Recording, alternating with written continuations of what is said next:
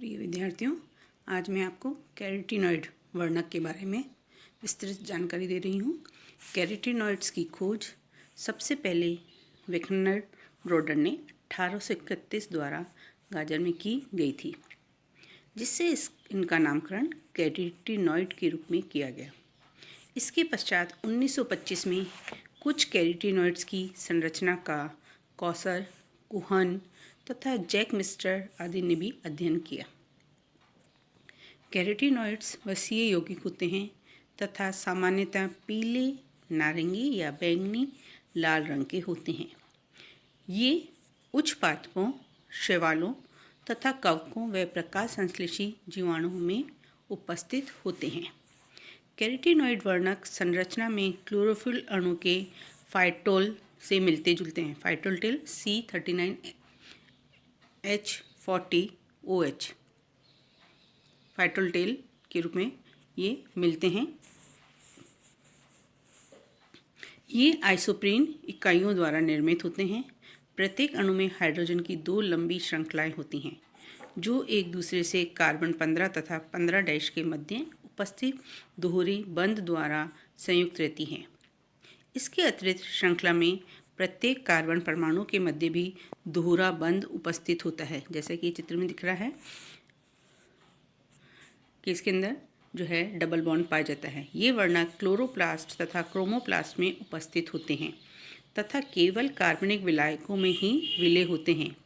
इन्हें दो मुख्य वर्गों में विभक्त किया गया है, कैरोटीन्स और जेंथोफिल्स या कैरोटीनोल्स कहते हैं। तो सर्वप्रथम हम कैरोटीन्स के बारे में पढ़ेंगे। कैरोटीन्स ये केवल हाइड्रोजन तथा कार्बन परमाणुओं से बने होते हैं, इसलिए इन्हें हाइड्रोजन कैरोटीनॉइड्स भी कहते हैं।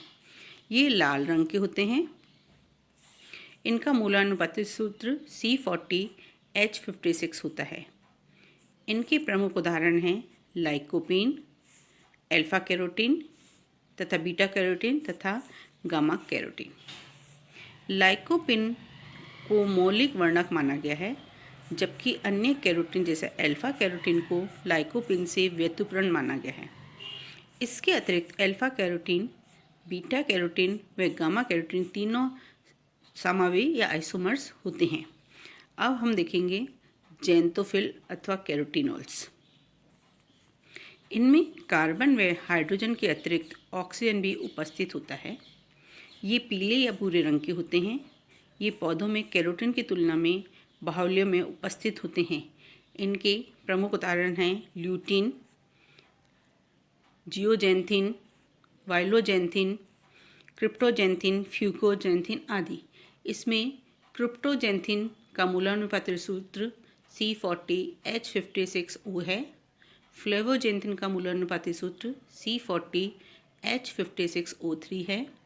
वाइलोजेंथिन का मूलानुपातिक सूत्र C40H56O4 है तथा फ्यूकोजेंथिन का जो ब्राउन एल्गी में पाया जाता है, इसका मूलानुपातिक सूत्र C40H56O6 है। और इसके अंदर ल्यूटीन जो है इसका सबसे कॉमन है, जिसका जो है चित्र आपको डायग्राम भी इंडिकेट कर रहे हैं कि ल्यूटीन की संरचना किस प्रकार से होती है। ल्यूटीन और ल्यूटेनॉल C40H56O2 is the most common xanthophil of leaves and some flowers. Sunflowers. Others common leaf xanthophils, zeaxanthin, isomer of lutein. इसका प्रमुख कार्य है, पहला कैरोटीन बीटा कैरोटीन हाइड्रोलिसिस के पश्चात विटामिन ए का निर्माण करता है, इसलिए कैरोटीन को प्रो विटामिन ए भी कहा जाता है।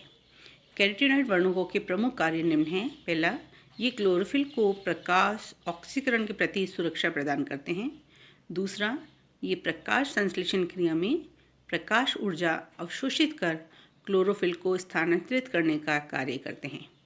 तीसरा मुख्य कार्य इनके अतिरिक्त ये वर्णक प्रकाशानुवर्तन में संभवतः प्रकाशग्राही के रूप में प्रयुक्त होते हैं। इस दिशा में भी शोध कार्य जारी है। इसके अलावा कैरोटीन्स और जेंथोफिल के अलावा एक विशेष प्रकार के वर्णक और होते हैं, जिन्हें फाइकोबिलेंस कहते हैं। क्लोरोफिल तथा कैरोटीनॉइड्स के अतिरिक्त यह वर्णकों का तीसरा वर्ग है।